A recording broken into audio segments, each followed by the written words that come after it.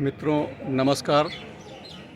मैं अशोक पांडे अनहद और इस समय मैं हूँ अयोध्या में गुप्तार घाट पर। गुप्तार घाट वो गुप्तार घाट जहाँ भगवान राम ने अयोध्या वासियों के संग जल समाधि ली थी, और वो गुप्तार घाट सदियों शताब्दियों के उपरांत जहाँ एक और भगवान राम जैसा ही आचरण और व्यक्तित्व लेकर पैदा हुआ महापुरुष महानायक, जिसकी अंत्येष्टि इसी गुप्तार घाट पर होती है। आप देख रहे हैं समाधि उनकी सम्मुख है। इन्हें 1945 के उपरांत इन्होंने अज्ञातवास का जीवन जिया। मुझे अपना एक मुक्तक याद आता है कि कटक उड़ीसा में जन्मा था, कलकत्ता में खेला था। कटक उड़ीसा में जन्मा था, कलकत्ता में खेला था। तन मन हवन किया भारत हित, गुम हो जिया अकेला था। अंडमान और निकोबार को जीत गठित सरकार किया, गुप्त हुआ गुप्तार घाट में नेता वो अलबेला था। गुप्त हुआ गुप्तार घाट में नेता वो अलबेला था।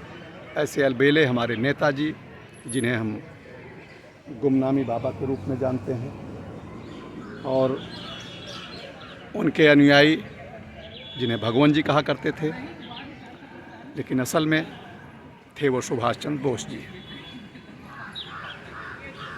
मजबूरियां या कहें कि देश के लिए सब कुछ अर्पित कर देने वाला महापुरुष, एक महान योद्धा,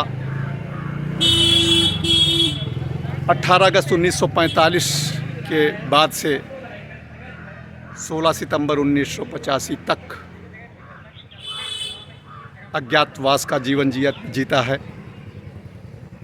दर दर की ठोकरें ही कह लें, क्योंकि छुप छुप के पूरा जीवन जिन्हें बिताना पड़ा।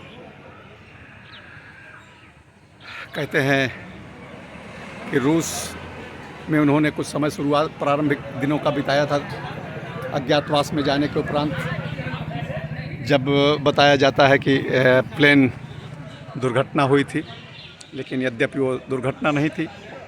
वो उसकी चर्चा किसी दिन विस्तार में की जाएगी। हिटलर आत्महत्या कर लेता है द्वितीय विश्व युद्ध का एक, जिसको मुख्य रूप से अपराधी माना जाता है द्वितीय विश्व युद्ध का। मित्र सेनाओं ने जिसको अपराधी के रूप में देखा।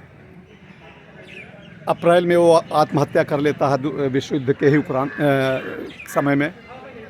और तोजो जो जापान के प्रधानमंत्री थे, वो आत्मसमर्पण कर देते हैं।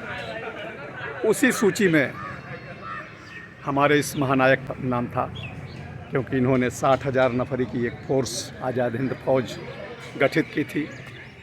अंडमान निकोबार द्वीप समूह में आज़ाद हिंद सरकार इन्होंने गठित की थी। इनको भी उसी सूची में रखा गया था, लेकिन इस महापुरुष ने, इस जीवट व्यक्तित्व ने न तो आत्महत्या उचित समझी और न ही आत्मसमर्पण उचित समझा, और चले गए अज्ञातवास में। लगभग 40 वर्षों का जीवन इन्होंने अज्ञातवास में काटा। आज मैं नमन करने आया हूँ उन्हें, सुभाष चंद्र बोस जी को। आप देख सकते हैं ये समाधि स्थल है। 16 सितंबर को अयोध्या के राम भवन में इनका देहावसान होता है, शरीर छोड़ते हैं। और 18 सितंबर 1985 को यहाँ गुप्तार घाट में लाकर इनका अंतिम संस्कार किया जाता है। और कहते हैं कि ये वो स्थल है जहाँ पर भगवान राम के जल समाधि लेने के बाद से आज तक किसी का अंतिम संस्कार नहीं हुआ है।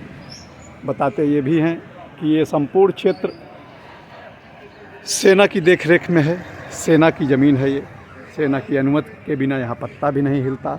आज तो आप यहाँ देख रहे हैं कि भीड़ लगी हुई है, तमाम गाड़ियाँ हैं, अनेक लोग बैठे हुए हैं, अगल बगल दुकानें हैं और दुकानों में बैठे हुए लोग आनंद ले रहे हैं, खा पी रहे हैं। ये पीछे आप देखेंगे तो सरयू जी का घाट है।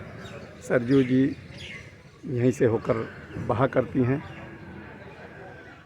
शक्ति सिंह जी ने बाद में ये समाधि बनवाई। शक्ति सिंह जिनका मकान है राम भवन, और जिस भवन में वो रहा करते थे।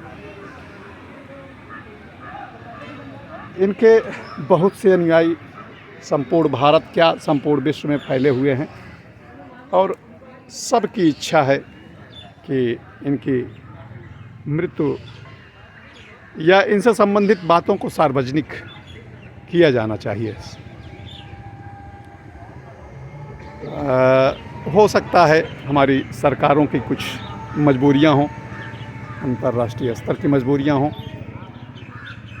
पता हमारी सरकारों को भी है इनके बारे में, लेकिन उन मजबूरियों के चलते चूँकि पूरे विश्व समाज से बना के रखना है तो बहुत सी चीज़ों का पालन अनुपालन करना ही पड़ता है।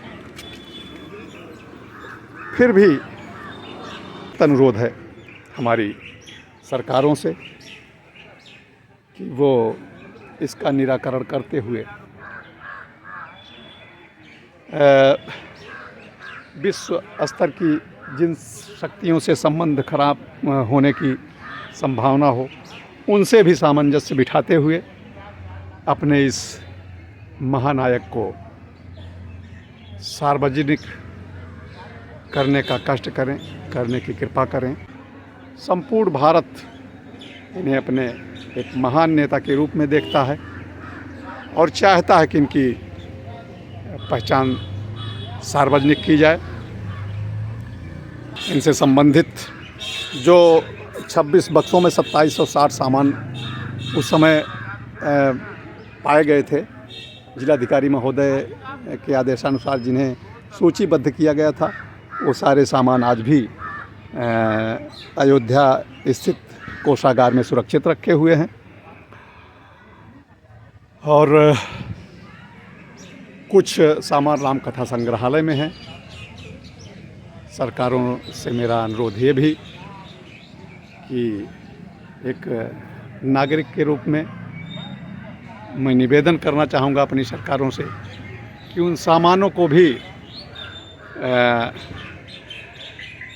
जनता को देखने के लिए उनके दर्शनार्थ रखा जाए तो अपने इस नेता के बारे में लोग बहुत कुछ जान सकेंगे, बहुत कुछ पहचान सकेंगे और अपने इस नेता के अदम्य साहस को, उनके किए गए कार्यों को से परिचित होकर गौरवान्वित महसूस करेंगे। इस अयोध्या में बहुत से ऐसे लोग आज भी हैं जिन्हें सौभाग्यवश हमारे इस महान नेता का सानिध्य मिला उनके अज्ञातवास के दौरान। मेरी भी मुलाकात हुई कुछ लोगों से और बहुत सी बातें उन्होंने अपने इस महानायक से संबंधित बताई। यद्यपि इनके जीवित रहते बहुत कम लोग जानते थे कि सुभाष चंद्र बोस जी यहाँ रहते हैं, फिर भी इनका तेज छिप कहाँ सकता था। तो धीरे धीरे चर्चा होने ही लगती थी कि ये संत जो भगवान जी के रूप में, जो गुमनामी बाबा के रूप में अयोध्या में भिन्न भिन्न स्थलों पे निवास कर रहे हैं, स्थान बदल बदल के निवास कर रहे हैं, वो कोई और नहीं बल्कि हमारे महान नेता सुभाष चंद्र बोस जी हैं। और आज भी ये बातें और इनसे संबंधित कहानियाँ इस अयोध्या जनपद के वातावरण में तैर रही हैं और इनकी उपस्थिति का निरंतर लगातार सभी को एहसास करा रही हैं कि हाँ, यहाँ कभी वो महानायक रहा करता था अज्ञातवास में। बहुत बहुत धन्यवाद। आप सभी का समय मिले तो यहाँ आएँ और गुप्तार घाट पर बने इस समाधि स्थल पर आकर उन्हें नमन करें, उन्हें श्रद्धांजलि अर्पित करें। जय हिंद।